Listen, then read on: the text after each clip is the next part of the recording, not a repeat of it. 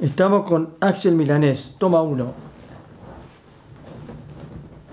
Axel, cuando tú te fuiste de Cuba, quiero preguntarte cómo era el panorama musical en ese momento.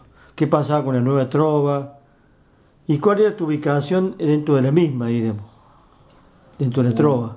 en el año 99, eh, bueno, en ese tiempo nosotros teníamos, en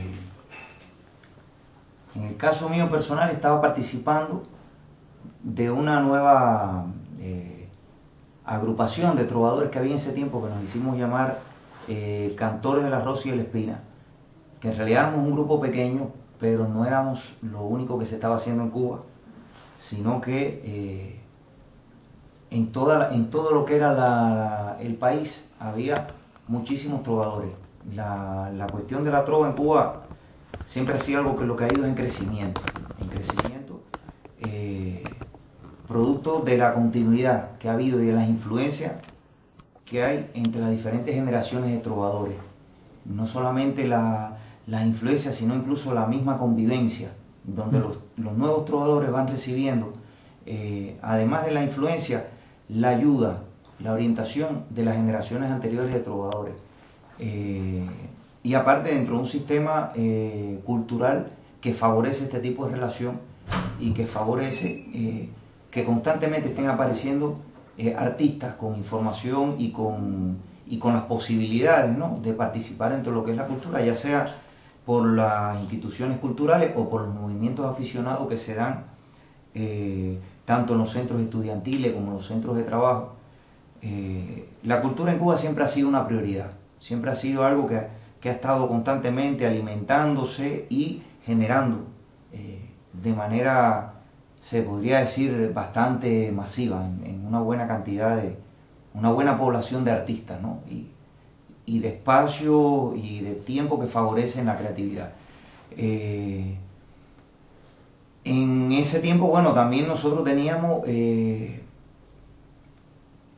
además de la trova, teníamos un momento cultural que estaba marcado, recién salíamos del periodo especial de la parte más fuerte, momentos más difíciles del país, donde la escasez material era bastante marcada, producto de varias cosas, ¿no?, que tenían que ver con la caída del campo socialista. Yo estoy hablando del 99, pero la parte más dura del periodo especial estuvo entre el 91 y el 94, y el año 94.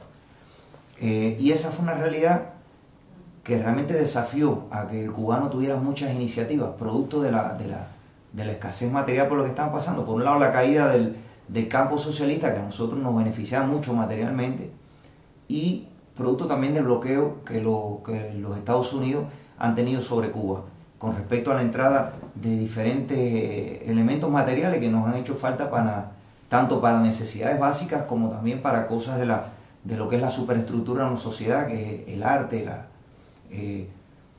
Entonces el cubano se tuvo que convertir prácticamente en un inventor, sacar de donde no había prácticamente, para poder conservar sus instrumentos de trabajo. Pero lo que sí, la misma realidad da también mucho material para crear. Digamos que de la misma necesidad salían ideas muy creativas. Y esa era la situación que tenía Cuba en la década del 90. Entonces, bueno, así fue como yo dejé a Cuba en ese momento. Y vuelvo a la parte que me toca más, que es la trova. Había muchos trovadores cantando en torno a la realidad cubana, en torno a una necesidad de levantar el espíritu. El artista generalmente siempre está actuando sobre la espiritualidad y el aliento, levantar el espíritu humano. En ese momento, producto de que veníamos de una etapa de la parte más dura del periodo especial, todo este discurso pues estaba como bien acentuado.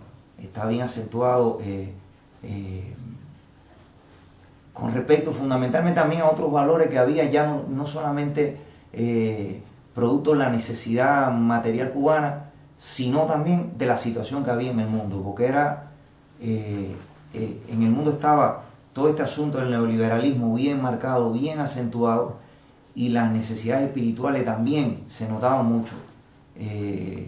Estaba el tema de la ecología, estaba el tema de las guerras, todo eso estaba preocupando seriamente la forma en que el mercado estaba avanzando sobre aspectos de la supervivencia humana, sobre aspectos de la espiritualidad.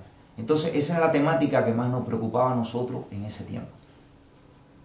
Bien, y con respecto a la figura, diríamos, más emblemática de la nueva trova, y después que son Silvio, por ejemplo, y Pablo Milanés, Noel Nicola, Vicente Feliu, ¿vos te sentías identificado con ellos o con la generación que puede ser Santiago Feliu, Varela, o la generación que estaba abajo, diremos? Sí. Bueno, para ese entonces ya había ya varias camadas de trovadores. Digamos, personalmente para mí siempre la gente de la nueva trova ha sido la que más ha tenido una idea más abierta con respecto a los valores que yo comparto. Y creo también que fueron los que más trabajo colectivo hicieron, los que más compartieron ideas, los que más compartieron arte, los que más compartieron las canciones que iban componiendo. Creo que fue la generación más sólida, más íntegra y más compañera, esa es mi opinión, en el ámbito de la trova cubana, al menos hasta ese tiempo, porque hoy también están pasando cosas muy interesantes con la trova cubana. Los intercambios están siendo muy fluidos, están siendo muy intensos. Hoy, a la fecha de hoy, 2015, están pasando cosas muy lindas con la trova cubana. Pero bueno, como te decía, en el 99 ya, además de la generación de la nueva trova, a nosotros no nos gusta ir separando las generaciones, irles poniendo nombres. O sea, hay una generación que se conoce como la trova tradicional, otra que se conoce como el movimiento del feeling, después la nueva trova, pero nosotros en general nos gusta decirle trova cubana. Trova cubana, porque consideramos que es una historia que es continua. O sea, lo que va pasando quizás en cada etapa, en cada momento de la historia, sean por las ideas, por las influencias culturales, por los discursos, puede ser que vaya cambiando, pero al final lo que es la cuestión de la música cubana y de la idea de lo que tiene que ver con la tierra de uno es algo que es continuo. Aparte, las influencias han sido continuas. Y hoy, por ejemplo, no yo, que ya estoy entrando a una etapa de trovador viejo con mis 42 años, los jóvenes que vienen con veintitantos años también conocen la trova tradicional, conocen la nueva trova, tienen sus influencias, las reproducen, las recrean. Pero volviendo, me estoy yendo por una rama, en ese tiempo nosotros teníamos también mucha influencia de lo que conocíamos como la novísima trova. Te repito, la trova es una sola, pero bueno, a esta gente le decíamos la novísima trova. Santiago Feliu, Carlos Varela, Gerardo Alfonso, Fran Delgado, Alberto Tosca, toda una serie de cantores, pero además de intérpretes, porque siempre alrededor de los compositores de canciones se han movido intérpretes, se han movido otros músicos, se han movido poetas, que son los que han conformado eso que le llamamos movimiento, que le llamamos generación de trovadores. O sea, han estado constantemente participando, influenciando. Los poetas tienen mucha importancia para los trovadores, porque el poeta sintetiza las letras mucho mejor que el trovador, las letras y las ideas. Nosotros quizás quizás no, tenemos un poco que adaptar nuestra letra a la música de la canción que estamos componiendo. Pero los trovadores nos nutren mucho a la hora de decir, a la hora de extraer, ¿no? de la idea general que queremos dar, extraer la cosa más importante. Había otra generación que ya había aparecido y que influenciaba directamente sobre nosotros, incluso después de la novísima trova, que era una generación que se conocía como la generación de 13 y 8. Una esquina donde ellos se encontraban a hacer sus canciones. Después de esa agrupación, la mayoría, el cuerpo más grande, se fue para España y allí conformaron lo que se llama el grupo Habana Abierta, que hoy están muchos tocando en Cuba, habían vuelto a Cuba y allí están haciendo su música. estos trovadores eran los que más, digamos, directamente por una cuestión de inmediatez en el tiempo, llegaban también a nosotros. Digamos, esa es toda la influencia que nosotros teníamos.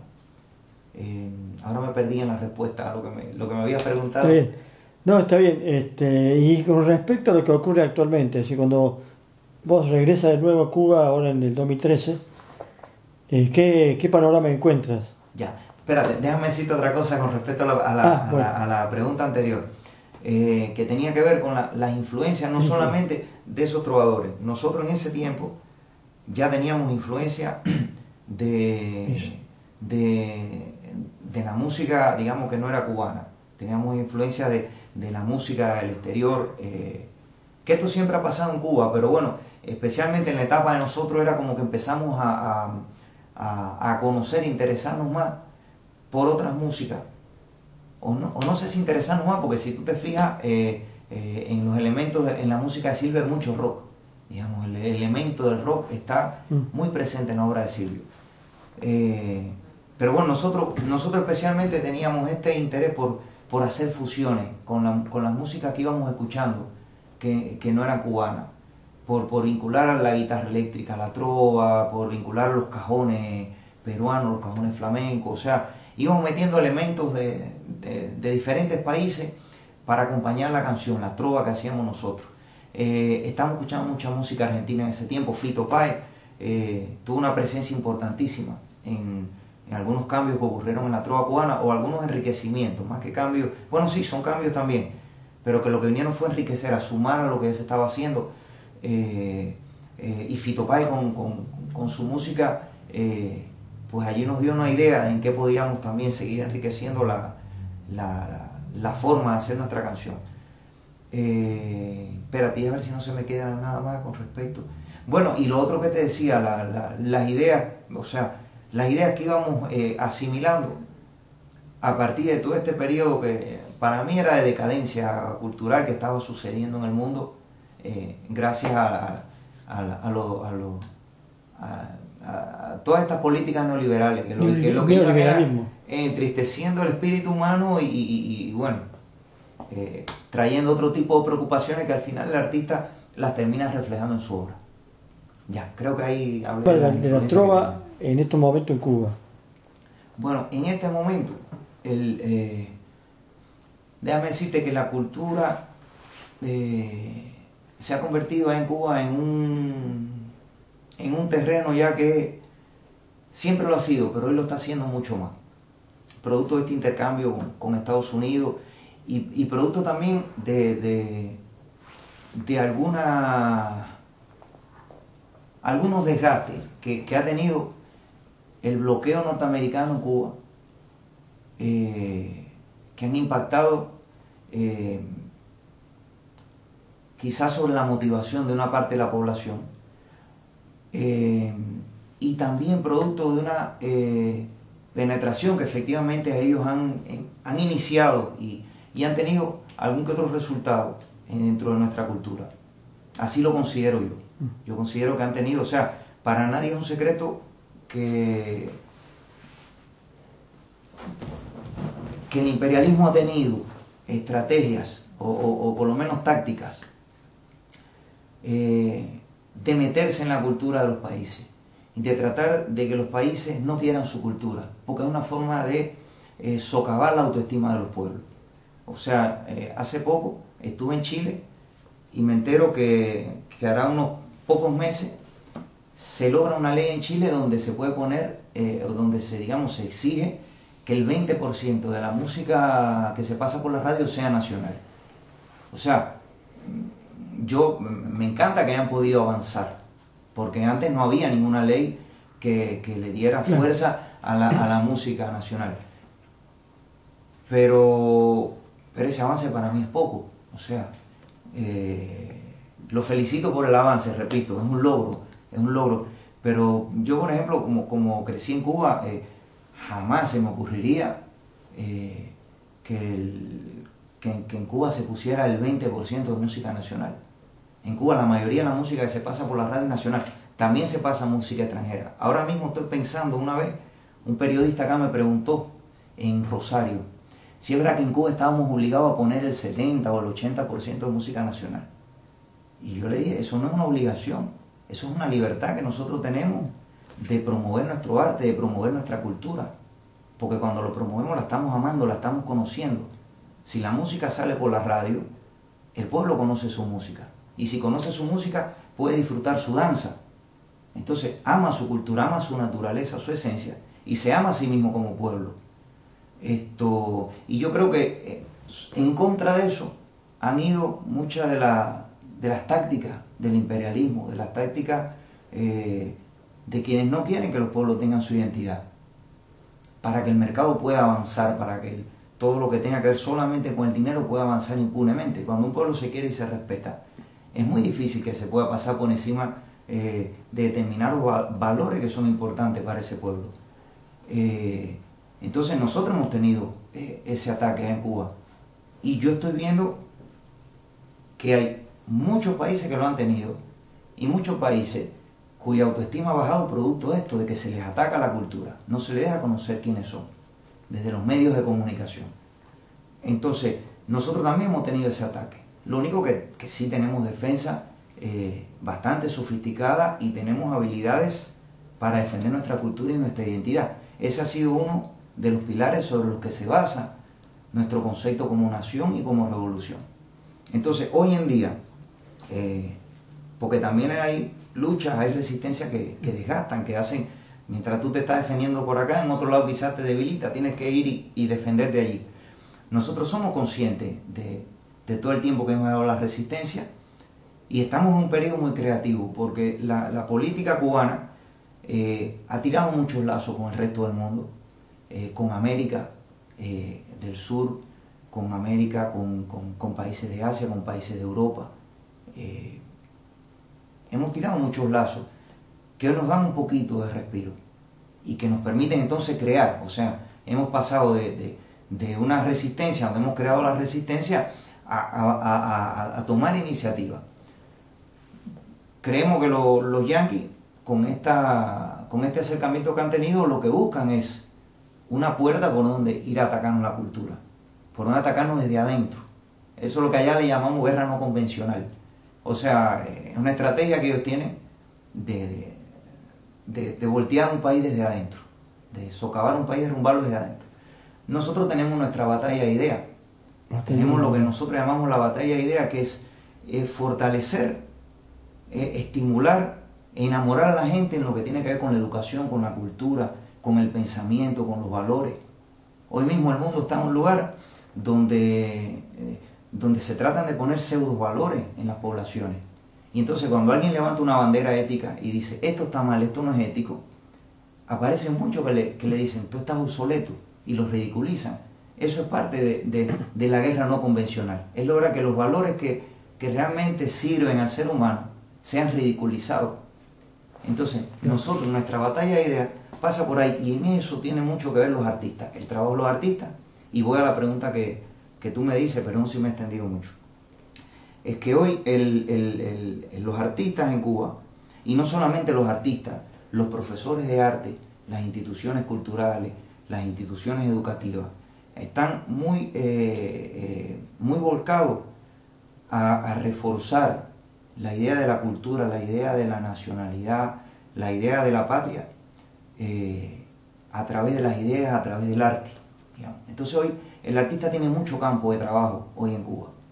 De hecho, es parte de lo que yo estoy haciendo allá. O sea, yo participo en lo que es llevar el arte. Ya no es que el pueblo venga al teatro o al centro cultural o a un lugar a un artista. El artista es el que va. Allá en Cuba los artistas vamos a los centros de trabajo, vamos a los hospitales, vamos a las escuelas, vamos a las unidades militares, vamos a los hogares de ancianos, vamos a los hogares de maternidad. Y entonces allí llevamos la cultura.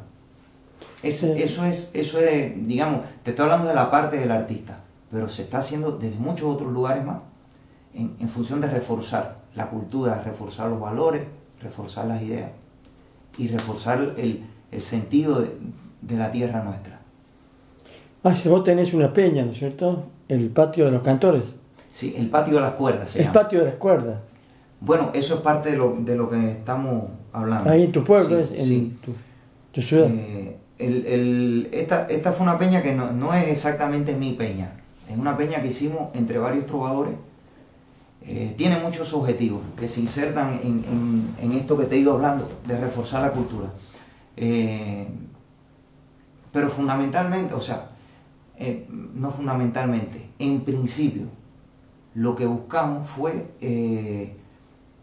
que la cultura de la trova tenga un movimiento, que los trovadores se puedan juntar 2 veces al mes en un espacio, que puedan mostrar sus canciones, que puedan intercambiar, que puedan irse reenamorados a su casa para entonces, hasta el próximo encuentro, tratar de hacer una canción nueva, o si no pueden hacer una canción nueva, pues tratar de montar algo a dúo entre 2 trovadores, o de montar alguna canción con otro instrumentista, o de vincularse a hacer algo con un poeta, una canción con un poema, no sé, que la gente cree, pero sobre todo en función de la trova. Esto es una peña que hacemos de trovadores, que hacemos en la Casa de la Trova de allá de mi pueblo, que es Manzanillo, en la provincia de Granma. Pero al mismo tiempo esto tiene otros objetivos más, además de la trova, que es esto que te decía, reforzar la cultura, reforzar el arte, darle una opción más a la población en cuanto a lo que es un encuentro con la cultura, estimular a las instituciones, estimular al público joven, estimular, digamos, estimular la difusión de eso en los medios de prensa, estimular también a los funcionarios de cultura, porque la cultura es algo en la que participamos todos. Hay quien cree que la cultura se apoya desde un lugar de políticos, sí, todo ayuda, pero es que la cultura somos todos. No es que un funcionario de cultura apoya a la cultura, no, al contrario, el funcionario de cultura tiene que participar en la cultura, claro, porque de ahí viene, y ahí es donde está su función, su deber de cumplirlo. Y aunque no quisiera, pertenece a la cultura. Toda su formación tiene que ver con ese entorno que lo rodea desde que nació. Entonces, nuestro objetivo es ese, desde la trova, difundir la trova, crear un movimiento, o mejor dicho, un movimiento no, un foquito ahí en mi pueblo, un grupito que trabaje para la trova y por la trova, y que desde ahí amplíe ese alcance a algo más general, como es el arte, como es la cultura, como es el enamoramiento de todo lo que tiene que ver con la cultura, que en definitiva es el pueblo completo. La inserción de un artista ahí en tu país, ¿no es cierto? Sí, bueno, a mí con respecto a esto de la individualidad, me parece que ni siquiera en la sociedad más individualista se puede hablar de que alguien actúe individualmente. Yo creo que lo que hay de individualismo es el discurso, es la sensación de que todo es por el esfuerzo propio, de que todo es porque yo me lo gané o gracias a mí. O sea, creo que es una cuestión de idea y, si se quiere, de discurso. Pero en la vida real, desde el momento que tenemos el idioma, ya no podemos decir que estamos solos, porque el idioma nos vino, la palabra nos vino de alguien, y las ideas que nosotros expresamos con la palabra nos vienen de mucha gente, y además se las decimos a alguien. Cuando uno habla, excepto que tenga ganas de hablar solo, pero es que aunque hable solo, las ideas que está su cerebro generando para convertir en palabras, no son ideas que las formó la persona sola, las formó en su convivencia con los demás. Si tuviéramos que ir al plano del artista, no sé, tendríamos que empezar por la ropa que se pone, el instrumento que toca, el micrófono, los cables, todo lo que utiliza, cómo llegó a donde él está, quién lo hizo. O sea, quizás es medio abstracto lo que estoy diciendo, pero bueno, sí, creo que es indiscutible que todo lo que hacemos y todo aquello con lo que interactuamos está tocado por muchos otros que ni siquiera nos imaginamos quiénes son. Pero bueno, si vamos a ir un poco más a lo que se puede ver, el artista canta para alguien, alguien le paga la entrada, alguien le compra el disco, si está viajando, alguien le da techo. Bueno, lo que te decía entonces, habiendo cambiado las baterías de la cámara, esta realidad que te decía que se cumple tanto en Cuba como en cualquier lugar, la diferencia con Cuba es que eso es algo que nosotros lo llevamos al pensamiento. lo llevamos a la palabra, al criterio, y accionamos teniendo esas cosas en cuenta. Como en todo lugar existe el egoísmo, existe la persona que está pensando en sí misma y que cree que muchas cosas. Tampoco hay que negar que el esfuerzo personal, aunque sea un producto, digamos, de educativo y social, el esfuerzo personal también existe la iniciativa personal, por supuesto, que no es huérfana, no viene de la nada, pero existe. Todo esto existe en Cuba también, pero la manera en que se mueve la sociedad es teniendo en cuenta que somos una red donde todos somos importantes, donde todos cumplen una función que ayuda a los demás. Esa es la ideología sobre la que se basa Cuba. Yo a veces he escuchado la forma que se dice la palabra comunismo, como si yo... Bueno, eso tiene que ver con toda una campaña anticomunista Cuba hace un tiempo atrás. Pero a veces yo me río y otras veces me preocupa cuando se dice la palabra comunismo o socialismo o izquierda, como si, no sé, como si fuéramos ogros, fantasmas, no sé, como si fuéramos extraterrestres. En realidad, la esencia de nuestras ideas, de nuestro socialismo, tiene que ver con eso, con que todo el mundo es importante, todo el mundo participa, aporta, todo el mundo vale, todo el mundo cuenta, y todo el mundo tiene que estar incluido en la vida de la sociedad. O sea, no puede haber alguien que esté afuera, no puede haber alguien que no tenga techo, no puede haber alguien que esté desamparado, y de esa misma manera no puede haber alguien que no participe, y no puede haber alguien que no sea útil, que no sea importante. Cuando eso se tiene claro como una idea y como un discurso, entonces es fácil después actuar y a la hora de contar lo que hacemos, es fácil decir en nosotros. Lo único que hay es eso, es que tenerlo en la cabeza, creerlo y llevarlo a la acción de esa manera. Bien. ¿Y cómo ves ahora la situación actual de acercamiento con Estados Unidos? Que se han reanudado los intercambios diplomáticos, las sedes. Sí, bueno, en este sentido un poco lo que te decía en una pregunta anterior. Nosotros sabemos perfectamente que Estados Unidos lo que está cambiando es la táctica. La estrategia es la misma. La estrategia es cambiar nuestro sistema. Es cambiar nuestro sistema en favor de sus intereses. Sabemos que esa es la estrategia, que lo único que está cambiando es la metodología. ¿Qué pasa? Primero, nosotros no tenemos miedo. Sabemos que lo que van es allí a buscar penetrarnos más por la cultura, y desde ahí, bueno, no sé cómo serán las otras metodologías, pero sí sabemos que desde ahí van a tratar de captar todo lo que les sirva para cambiar nuestro sistema, para revertir el proceso de nuestra revolución. Eso lo sabemos. No tenemos miedo a eso porque nosotros nos ha costado muchísimo trabajo, muchísimo esfuerzo, las cosas que hemos logrado. Nos ha costado muchísimas ideas, muchísimas muertes, muchísimas vidas, muchísimos nacimientos, muchísimos derrumbes. Pero sobre todo muchísima conciencia de que tenemos cosas que están buenas, cosas que no están tan buenas y queremos cambiar, y hemos decidido cambiarlas porque a nosotros nos interesa, porque nosotros lo decidimos y porque tenemos la soberanía y tenemos la independencia para hacerlo. Con o sin el bloqueo de ellos. Eso lo sabemos y ellos lo saben también.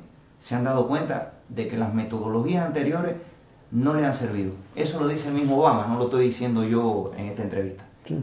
Obama reconoce que no le ha servido a Estados Unidos todo lo que ha hecho para doblegar a Cuba. Van por una vía diferente. Nosotros sabemos cuál es esa vía y tenemos habilidades para combatir esa vía. Digamos, si algo de lo que nosotros podríamos... Imagínate tú, capaz que nuestro ejército es chiquitico comparado con el de Estados Unidos, por lo menos la tecnología, porque el ejército cubano realmente es muy grande, porque es todo el pueblo, es todo el pueblo. Todo el pueblo. Sabemos que económicamente quizás no tenemos el poderío que tienen los norteamericanos, a nivel de información, a nivel de alcance de medios de información, no tenemos el poder que tiene la maquinaria imperialista con la que ha dominado a una gran parte del mundo. Pero si de algo nosotros podemos autoelogiarnos, podemos alegrarnos, podemos vanagloriarnos, y lo digo sin soberbia, lo digo con alegría y con felicidad, es de todo el trabajo que hemos hecho en la educación, de todo el trabajo que hemos hecho en la cultura, de todo lo que hemos cuidado nuestras ideas, aun cuando en nuestras ideas tengamos que cambiar cosas. Hoy mismo estamos en un proceso de cambiar mentalidades para perfeccionar la revolución. Pero estamos contentos y nos sentimos fuertes de la forma en que hemos defendido nuestras ideas y las ideas nuevas que ha generado nuestro proceso revolucionario. Y estamos satisfechos con nuestra cultura, con todo lo que hemos logrado en el ámbito educativo y en el cultural y en el ideológico también. O sea, yo creo que es un terreno donde nuestro ejército está bastante fuerte y donde tenemos ganas de desarrollar esa nueva forma, esa nueva batalla. De hecho, así se llama nuestro programa, Batalla de Ideas. Entonces, en ese sentido, no tenemos absolutamente ningún temor. Sí, mucho trabajo por hacer. No es algo que estamos diciendo, pero no tenemos miedo. O sea, estamos dispuestos a hacer el trabajo porque además es un trabajo del que vamos a salir enriquecidos. O sea, no hay debate, no hay, digamos, a ver cómo lo digo. Sí, exacto, no hay debate, no hay batalla de ideas de la que uno no salga enriquecido. Sobre todo cuando uno quiere construir, cuando uno quiere buscar caminos buenos para cambiar lo que es necesario cambiar. Después, en el otro aspecto de este intercambio, sí, el hecho de que nosotros tengamos esta nueva forma de relación con los norteamericanos, también nos implica algunos beneficios. El primer beneficio, yo creo que es que nos podamos unir siempre y cuando ellos nos respeten a nosotros. Nos podamos unir en varios asuntos que tengamos en común y que enriquezcan ambos países. Yo creo que, por ejemplo, la lucha contra la droga, contra el terrorismo, esas son cosas que, por supuesto, con quien quiera que se lleve adelante una lucha como esa es importante.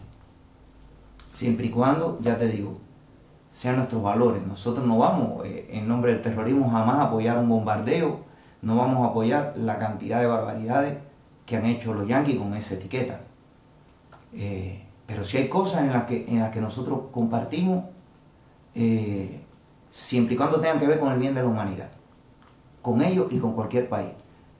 En otro sentido, a nosotros nos beneficia el intercambio con Estados Unidos por esto de las cuestiones de Internet, quizás por algunas empresas que entren.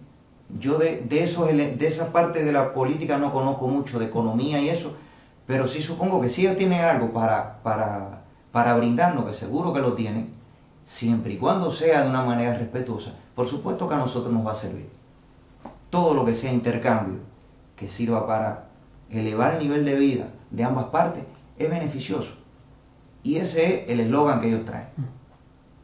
Sabemos que hay otros elementos que ya los conocemos y, como te decía, tenemos suficientes habilidades para enfrentar.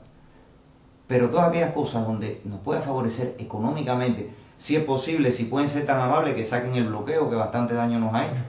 Ojalá y lo hicieran. Ojalá y fueran tan amables de irse de la base naval de Guantánamo. O de irse, no, de darnos ese pedazo de tierra nuestra y quitar la base esa que tienen allí. Ojalá y fueran tan amables de hacer todo eso.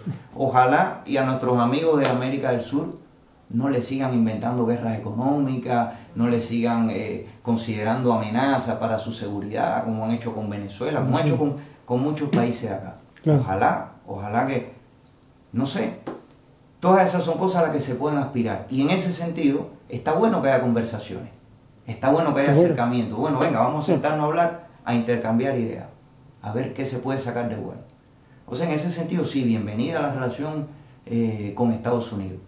Yo quiero aprovechar acá, porque ahora últimamente vengo leyendo en internet una serie de comentarios. La de los enemigos de Cuba, sinceramente, no me interesa, porque ya uno sabe qué esperar de la gente. Pero hay amigos de Cuba o gente que no es amiga, pero por algún motivo simpatiza o no tiene nada en contra de Cuba, que refleja esta preocupación constante de que ahora sí se cae la revolución cubana. No, a mí me gustaría aprovechar esta entrevista para sugerirle a todos esos amigos o simpatizantes o cercanos o por lo menos descomprometidos, pues, que no son enemigos, nada, que nos den echar nuestra pelea. Nosotros hemos avanzado mucho en el campo de las ideas y la cultura. Que nos alienten está bueno.